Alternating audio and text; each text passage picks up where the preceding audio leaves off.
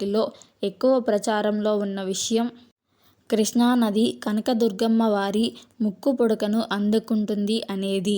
కృష్ణానది ఇంద్రకీలాద్రి అంత ఎత్తుకు చేరుకునేంతగా ఎగిసిపడుతుందా, లేక కనకదుర్గమ్మ ముక్కుపోగు నీటిని చేరుకుంటుందా అనేది మనం ఊహించలేము.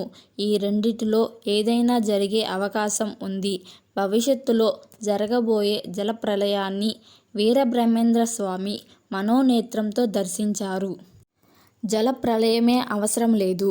ఏదైనా భూకంపం వంటి ప్రకృతి వైపరీత్యాల వల్ల శ్రీశైలం, నాగార్జునసాగర్ ఆనకట్టలకు బీటలు పడితే ఎగసి వచ్చే అపార జలరాశి చాలు. అలాంటి విపత్తు ఎదురైతే కృష్ణానది ఇంద్రకీలాద్రిని తాకే ప్రమాదం ఉంది.